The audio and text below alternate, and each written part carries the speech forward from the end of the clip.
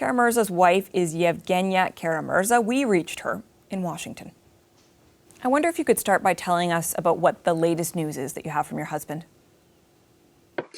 My husband is still serving his 15-day jail sentence in one of the Moscow detention centers. And we are able, thankfully, to speak every day. He gets one call a day.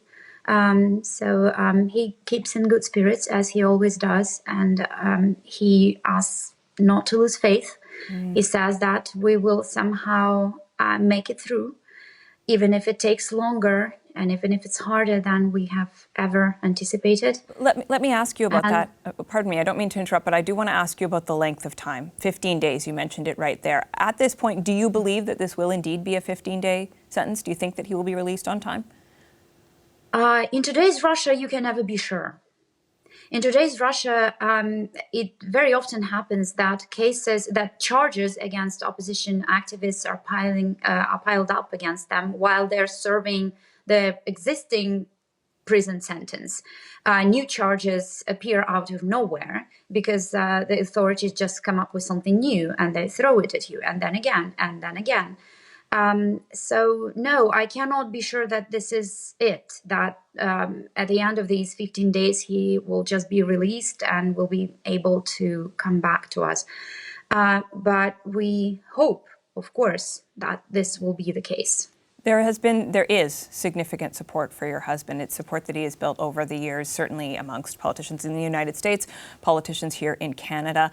Do you believe that that could assist him as he attempts to get out of prison? I believe that, any kind of support always helps, because you realize that you're not alone in this, that there are people who hear you, who see you, and who are willing to raise their voices in your support. That means a lot. But apart from that, in today's Russia, publicity is our only weapon. There is nothing else left. There is no court system. There are no independent media. Since the beginning of the war, there are very few journalists left in Russia, and the last objective source of information, the Echo of Moscow radio station, was closed down right at the beginning of the war. So since then, there are no independent media outlets who would cover arrests of opposition figures, of just opposition activists that happen every day. Over 15,000 people have been arrested since the beginning of the war across Russia for protesting against this war. And hundreds of them are now serving sentences in detention centers all across the country. And there are criminal cases initiated against them every day, because now you can get up to 15 years in prison for just calling this war a war, or for disseminating, as the government calls it, fake news, but in fact, objective information about Putin's army's atrocities in Ukraine. I'd like to ask you, pardon me, I don't mean to interrupt again, I apologize, but given what your husband had already been through, surviving 2 poisonings, which he believes were the work of the Russian regime, your family nonetheless made the decision that he was going to return to Moscow. Why was that so important to him? Because he's a Russian politician, and because he needs to be where the Russian people is fighting the evil regime of Mr. Putin. He believes that he wouldn't have the moral right as a politician. He wouldn't have the moral right to call on people to continue the fight if he himself stayed somewhere safe. Was it a difficult decision for you and your family? On the one hand, absolutely, because I'm a normal human being. I married the guy to spend the life with him, to grow old together. Yes, I would love to have him home. But on the other hand, I do realize that his fight is important, that it is people like him, those very committed people like him who believe in their cause and who will fight against all odds and who will push forward against all odds. These people change the world. These people bring the real change, and I cannot I cannot argue with that. I do realize that his voice is heard. You know, in today's Russia, if you get this kind of special treatment from the Russian government, like my husband's 2 poisoning attempts and now a jail sentence, it means that your voice is heard.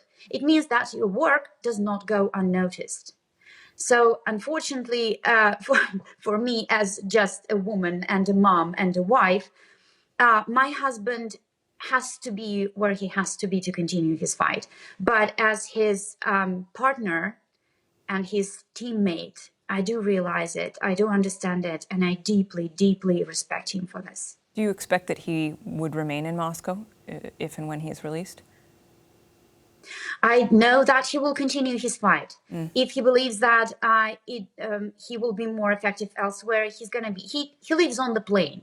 You know, he is rarely home. He's mostly somewhere where his voice is heard, where he can speak out on behalf of oppressed Russians, on behalf of his country that Mr. Putin is currently destroying. Because we need to remember that Mr. Putin is destroying not just one country, but 2 countries at the same time.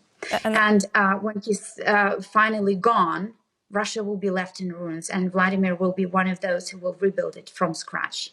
So he will be where he needs to be the most effective under the circumstances. And that is where I want to end this conversation, because this program has interviewed your husband numerous times. And the last time we spoke with him, we were asking him about the protests in Russia and whether he had optimism about this being a turning point. I mean, you've described at once a very dark scenario, but also hope for rebuilding. I guess I wonder, at this incredibly difficult moment, personally, at this incredibly difficult moment for Russia, how hopeful you feel you can be. Oh, I am hopeful.